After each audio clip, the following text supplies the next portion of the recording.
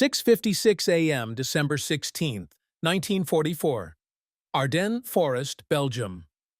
The frost-hardened ground trembled beneath Corporal James Hendricks as German mortar rounds walked their way up the ridgeline. He pressed himself against the frozen earth, fingers wrapped around the wooden stock of his M1 Carbine, a weapon that, according to half the U.S. Army, had no business being on the front lines. The carbine felt almost fragile in his hands, barely 7 pounds compared to the hefty M1 Garand most riflemen carried. Yet there it was, pressed against his chest, its slender barrel pointing toward the tree line where voices carried through the pre-dawn fog. German voices, laughing. Through the dissipating mist, Hendricks could make out the shapes of Wehrmacht soldiers moving through the forest roughly 40 meters ahead. They were being careless, overconfident, their voices rising in sharp bursts of mockery. One of them, a tall Feldwebel with a carabiner 98K slung over his shoulder, was gesturing toward the American positions, his words punctuated by derisive laughter that needed no translation. It was December 16, 1944, in a nameless stretch of the Ardennes Forest that would soon be known as the opening ground of Hitler's last great offensive. Hendricks' unit, Company E, 2nd Battalion, 110th Infantry Regiment, had been holding this sector for 6 days, rotating through positions along a thinly stretched defensive line that intelligence insisted was a quiet sector. That assessment had been wrong before the sun even rose. Private First Class Danny Morrison, Hendricks's foxhole partner, shifted nervously beside him.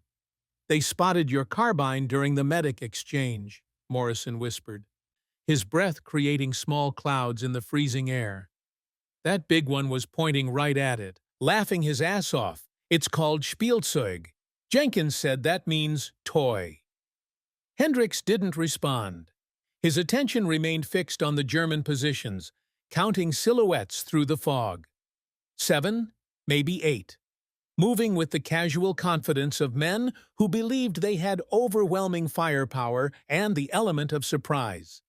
They'd seen his M1 carbine when both sides had briefly held fire to evacuate wounded 20 minutes earlier. To them, it had been a joke, this diminutive American weapon that looked more suitable for hunting rabbits than fighting wars.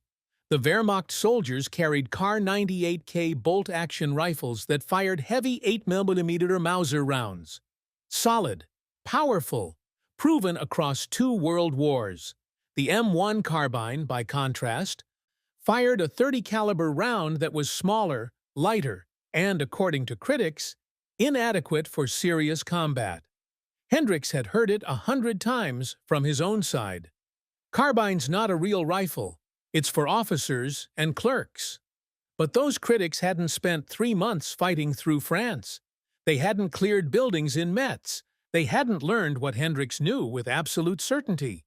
In close quarters, speed mattered more than stopping power. "They're moving up," Morrison hissed. "Whole damn company by the looks of it.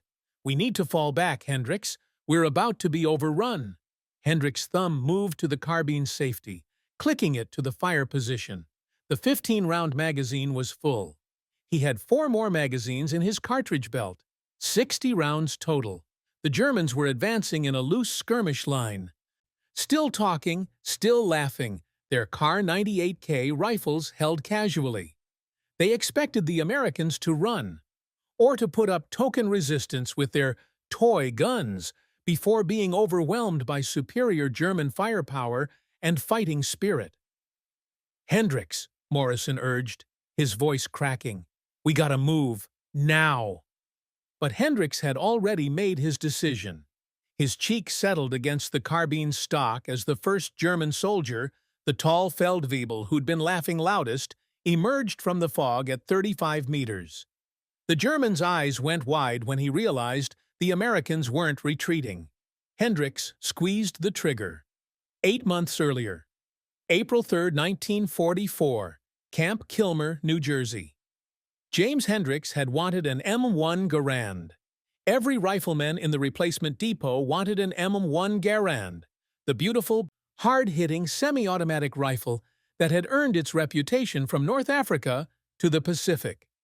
General Patton himself had called it the greatest battle implement ever devised.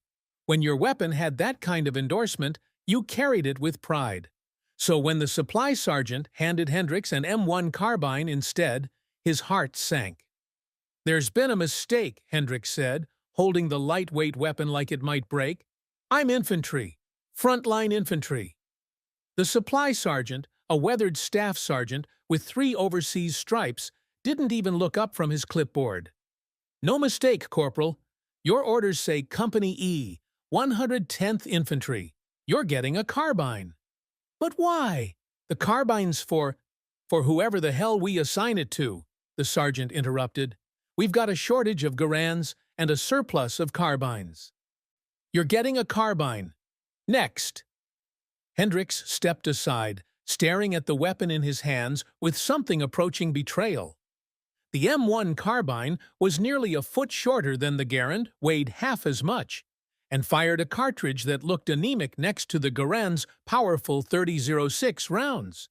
It had been designed in 1941 as a replacement for the .45 caliber pistol, a weapon for officers, vehicle crews, artillery units, anyone who needed something more than a sidearm but didn't actually expect to be in direct combat. It was not supposed to be a front-line rifle. "Don't look so heartbroken, kid." Hendricks turned to find a shorter, stockier corporal standing beside him, also holding an M1 Carbine. The man had a weathered face that suggested he was older than his rank indicated, and his uniform bore the faded evidence of having been through multiple washes in field conditions. "Tony Rossetti," the man said, extending his hand. "Third time over. North Africa, Sicily, and now they're sending me back for the big show in France. James Hendricks, first deployment." He shook Rossetti's hand. "You got stuck with a carbine, too?" "Stuck with?" Rossetti laughed. "Son, I requested this weapon. I traded a bottle of bourbon and a carton of Lucky Strikes to make sure I got it instead of a Garand." Hendricks stared at him like he'd admitted to being a German spy. "Why would you do that?" Rossetti patted the carbine affectionately. "Because this little beauty saved my ass in Sicily. Twice.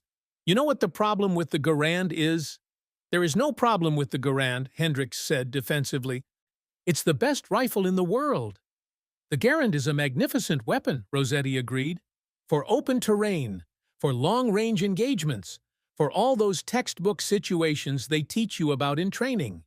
But war isn't a textbook, kid. War is close, suddenly, fast. And when some German jumps out of a doorway 3 feet away, you know what matters?" Hendricks waited.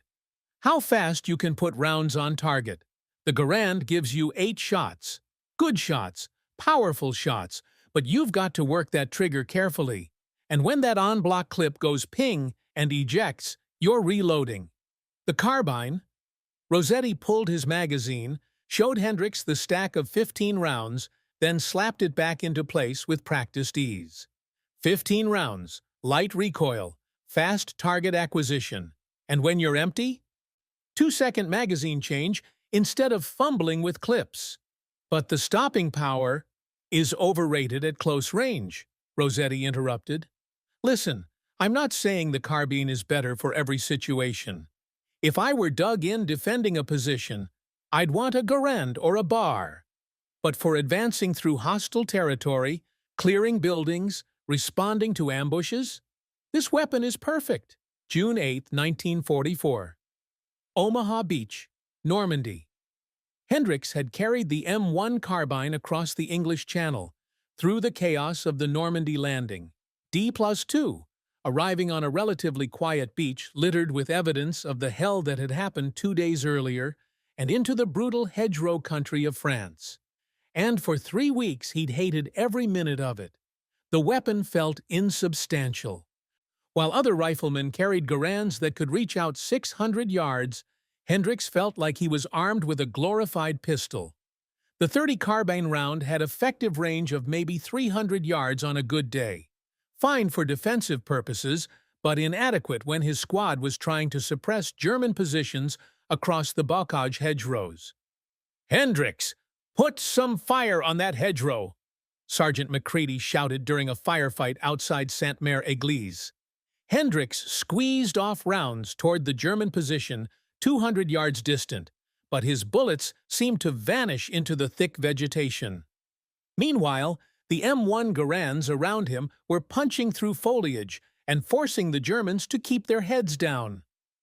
After the engagement, McCready pulled Hendricks aside.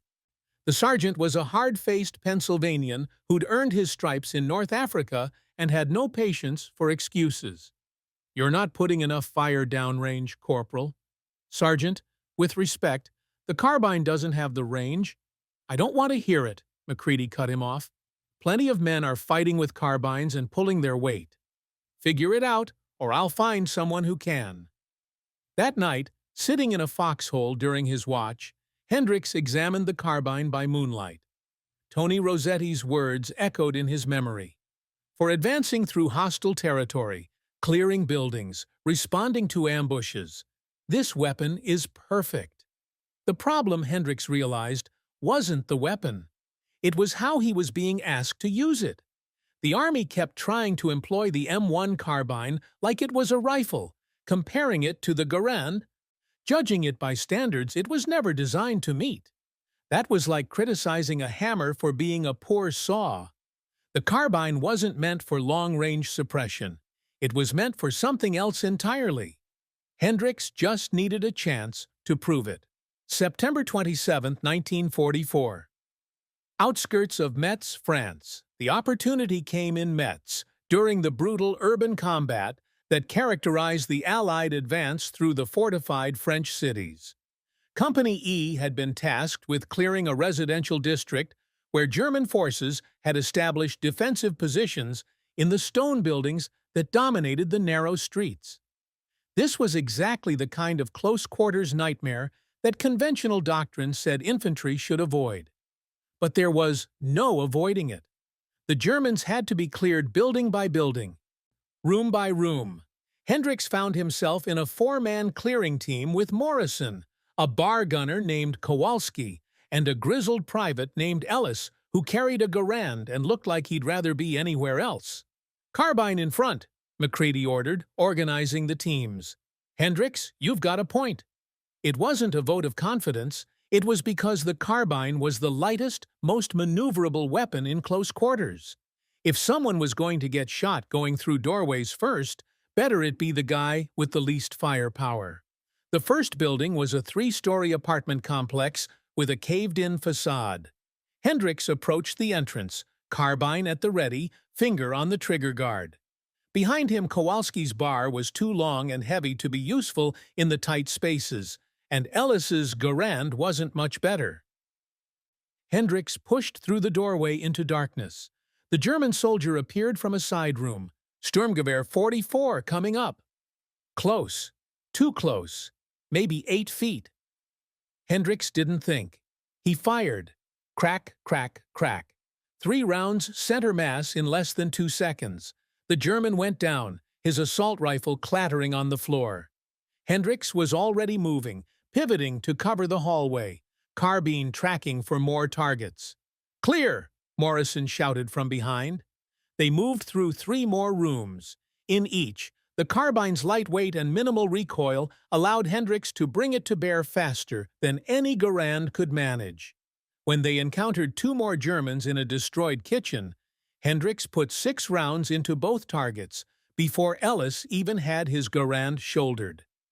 By the time they cleared the building, Hendricks had fired 23 rounds and engaged 7 targets in spaces where the longer rifles would have been a liability. Morrison clapped him on the shoulder as they emerged into daylight. "Jesus, Hendricks, that thing's like a damn typewriter." Even Ellis, who'd been skeptical of everything since Normandy, nodded grudgingly. "Fast," he admitted.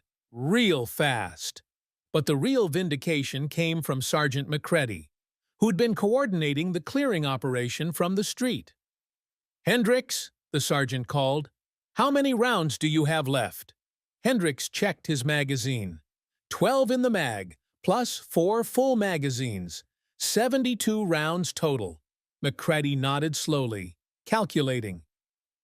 Garand's got an 8-round capacity.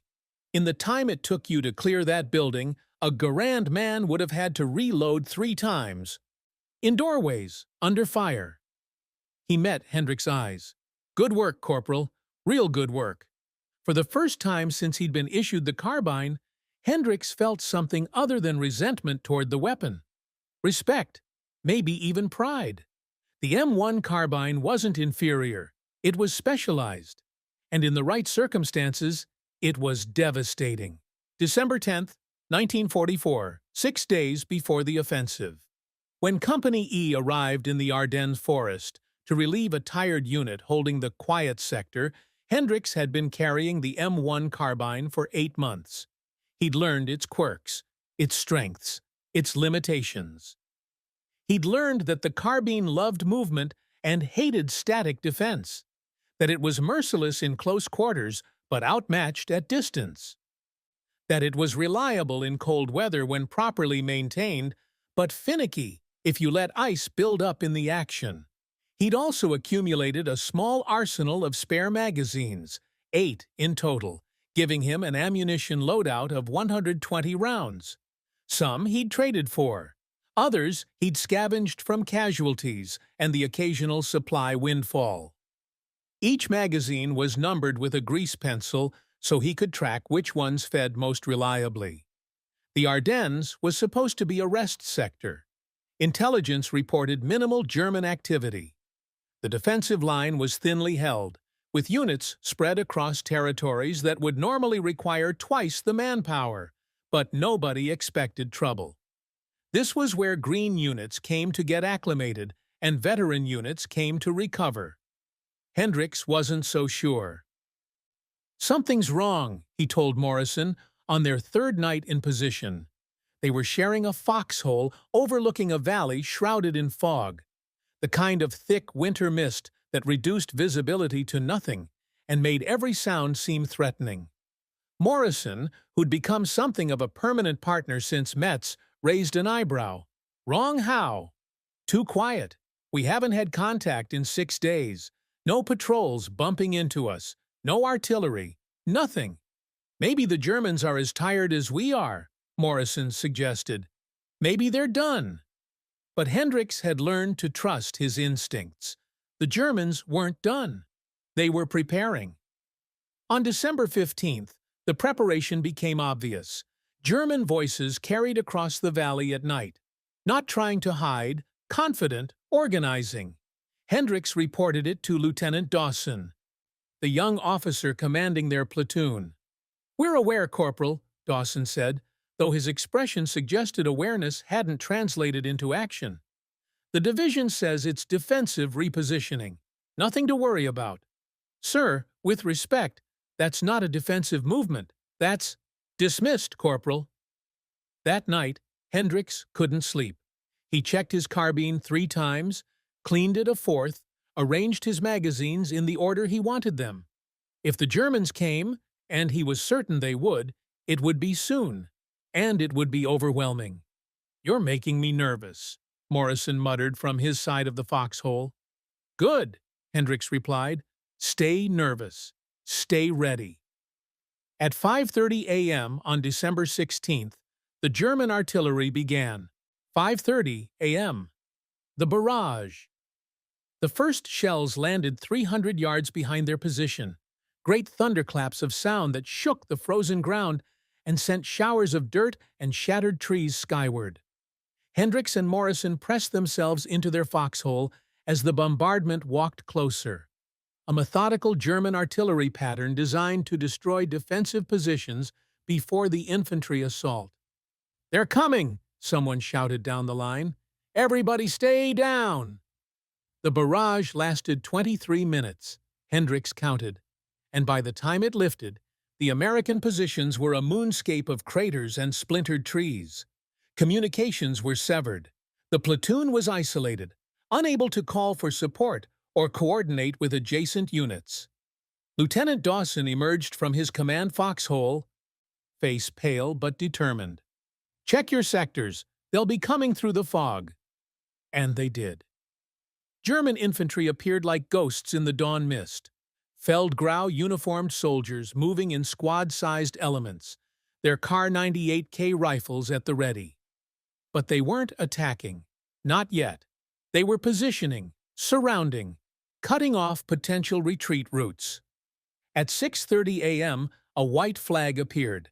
A German officer stepped into the clearing, flanked by two soldiers carrying MPR-40 submachine guns. "Americans!" the officer called in heavily accented English. "You are surrounded. 3 companies of Wehrmacht and SS. Lay down weapons. You will be treated according to the Geneva Convention." Hendricks watched through the fog, carbine ready. It was a standard German tactic. Offer surrender before the main assault to save their own casualties. Sometimes it worked, sometimes shattered. Terrified American units took the offer. Lieutenant Dawson stood up, shouting back, "This is American territory. You surrender." The German officer actually laughed. "You have what? 30 men? Maybe less after our artillery? We have 300. This is not brave, Lieutenant. This is stupid." And then something happened that Hendricks would remember for the rest of his life. One of the German soldiers spotted Hendricks's carbine, where it rested on the lip of the foxhole. The soldier pointed, said something in German, and the others laughed. The officer glanced over, saw the small weapon, and his expression shifted to open contempt. "Spielzeug," the officer said loud enough to carry. "Toy gun. This is what America sends to fight the Wehrmacht?" The mockery spread through the German positions. Hendricks could hear them now, their voices carrying through the fog, laughing at the undersized American weapon. Morrison looked at Hendricks. "They're really enjoying themselves." "Let them laugh," Hendricks said quietly, checking his first magazine. 15 rounds, fully loaded, ready. The German officer gave Lieutenant Dawson 5 minutes to decide. Then the white flag withdrew, disappearing into the fog. "They're going to hit us hard," Dawson said, moving between foxholes. "Make every shot count. Hold until I give the order to fall back." But Hendricks knew there would be no falling back. The Germans had them surrounded. This was a fight to the finish. 6:56 a.m. First contact. The German assault came precisely when Hendricks expected it. The moment the fog was thick enough to conceal their advance, but light enough to prevent them from getting lost. The Feldwebel, who'd been laughing loudest, led the first squad. His Kar 98K held casually across his chest, confident in German superiority. 35 meters away, close enough to see expressions, close enough to confirm targets. Hendricks fired. The M1 Carbine spoke with its characteristic sharp crack. Lighter than a Garand, faster than a bolt action, precise as a surgeon's scalpel. The Feldwebel went down, surprise frozen on his face. Hendricks's finger was already squeezing again. Crack, crack, crack. 3 more Germans fell in rapid succession, and now the survivors were shouting in confusion, trying to bring their bolt-action rifles to bear. Working bolts, chambering rounds. Too slow. Hendricks emptied his 15-round magazine in 8 seconds, dropping 5 Germans and sending the rest diving for cover. He ejected the empty magazine. It tumbled into the foxhole with a metallic clink and slammed in his second magazine. All around him, the battle exploded into chaos. Americans were firing from concealed positions, but it was Hendricks's carbine that dominated the soundscape.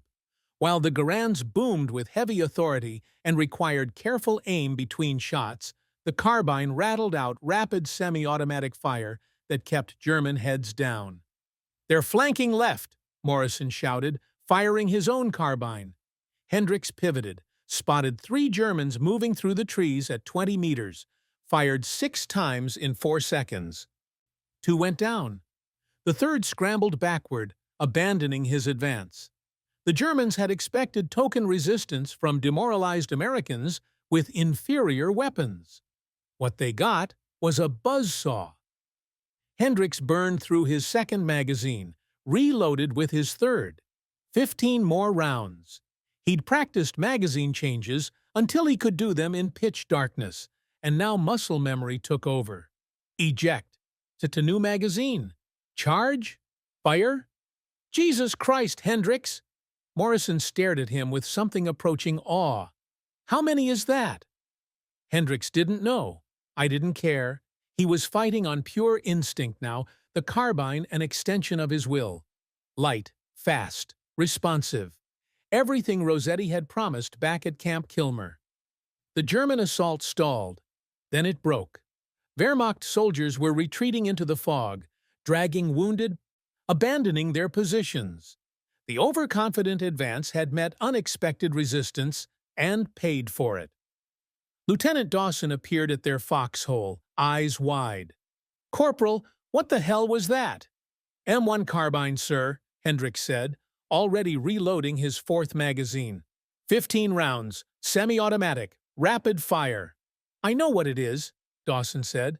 I've never seen anyone use it like that." "Most people don't need to, sir." The respite lasted 10 minutes. Then the Germans came again. 7:45 m. Second wave. The second German assault was better organized. They'd learned from the first wave's mistakes, using proper fire and maneuver tactics, suppressing American positions with MG-42 machine gun fire while infantry advanced under cover. But they still didn't understand what they were facing. The German doctrine was built around the Kar-98K bolt-action rifle, a weapon that required careful, aimed shots. Fire. Work the bolt. Fire again. German infantry were excellent marksmen, disciplined and accurate. But in close combat, accuracy mattered less than volume of fire. The M1 Carbine excelled at volume. When Germans broke from cover to advance, Hendricks met them with rapid semi-automatic fire that forced them back down. The carbine's light recoil meant he could stay on target for multiple shots, walking fire across a position rather than recovering from each heavy Garand recoil. "Hendricks, right side," Morrison called. 4 Germans were trying to rush their position from 30 meters. Bold, aggressive. Exactly the kind of assault that might work against bolt-action defenders. Hendricks swung the carbine right and opened up. Crack, crack, crack, crack, crack. 5 rounds, 3 seconds. 2 Germans down, the others diving for cover. He was burning through ammunition at an unsustainable rate, already on his 6th magazine, but the effect on German morale was worth it. The toy gun they'd laughed at was cutting them down with contemptuous ease. Down the line, Private Ellis was fighting with his M1 Garand. 8 powerful shots before the characteristic ping of the ejecting clip. Good shots, effective shots, but slow. During the time Ellis fired 8 rounds and reloaded, Hendricks had fired 30 and changed magazines twice.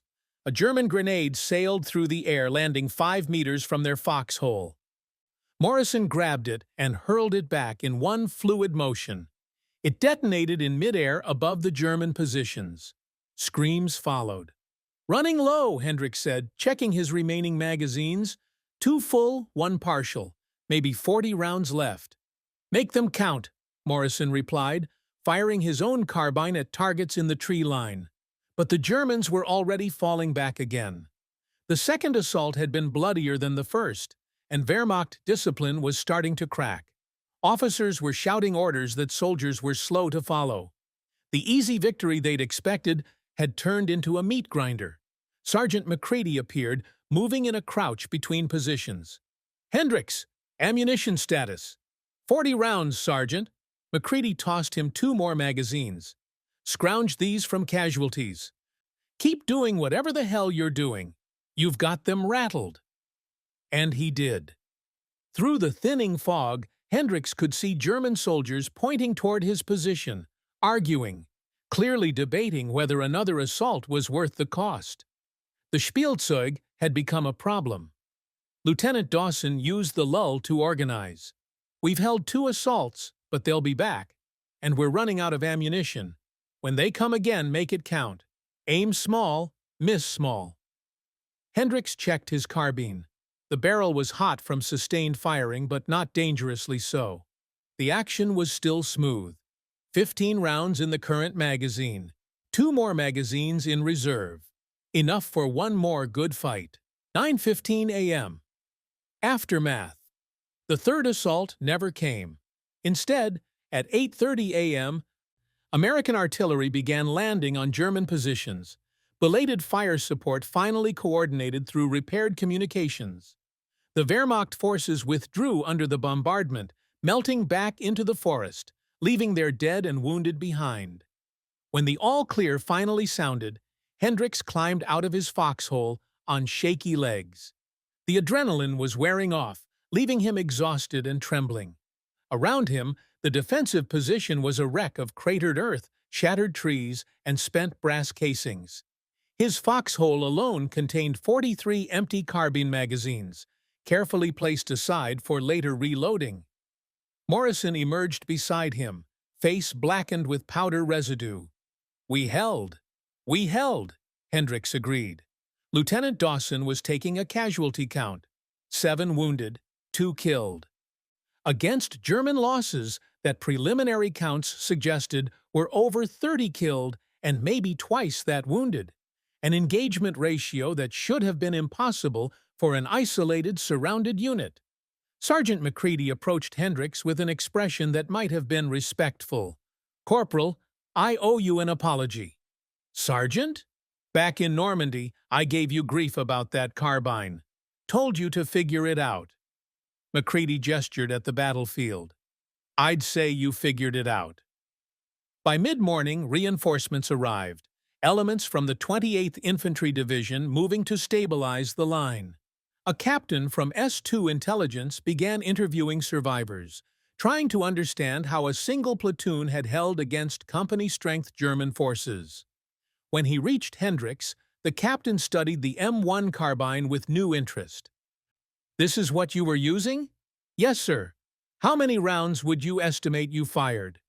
Hendricks did the math. 8 magazines, 15 rounds each. "120 rounds, sir, plus or minus." The captain wrote that down.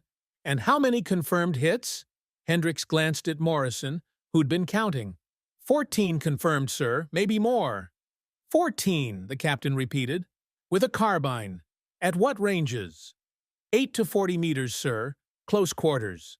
The captain nodded slowly. "There's been a lot of debate about the M1 Carbine's effectiveness in combat. A lot of officers think it's underpowered, not suitable for frontline infantry. Your action today is going into my report. Might change some minds." After the captain moved on, Morrison nudged Hendricks. "Think those Germans are still laughing?" Hendricks looked at the carbine in his hands. "Battered, dirty, still reliable. I don't think they're laughing anymore."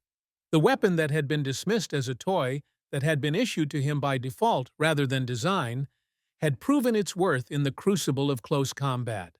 Not because it was the most powerful, not because it had the longest range, but because in the chaos of modern warfare, speed and firepower mattered more than caliber size. In the weeks that followed, word of the Ardennes defense spread. Other carbine-equipped soldiers began using the weapon more aggressively, treating it as a specialized tool rather than an inferior rifle. The M1 Carbine earned a grudging respect from troops who'd previously scorned it. And somewhere in the German lines, survivors told stories about the American weapon that roared like thunder and never seemed to run dry, the Spielzeug that wasn't a toy at all. Years later, after the war, Hendricks would meet Tony Rossetti at a veterans' reunion. Rossetti had survived Sicily, Normandy, and the entire European campaign, still carrying his beloved carbine.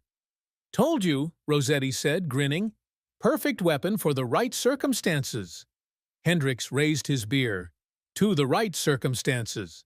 And to prove the bastards wrong." They drank to that, to the weapon nobody wanted, the rifle everybody dismissed, and the small gun that roared loud enough to change minds and save lives.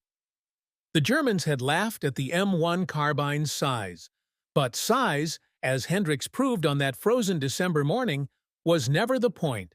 In war, as in life, it's not the size of the weapon that matters. It's how fast you can pull the trigger.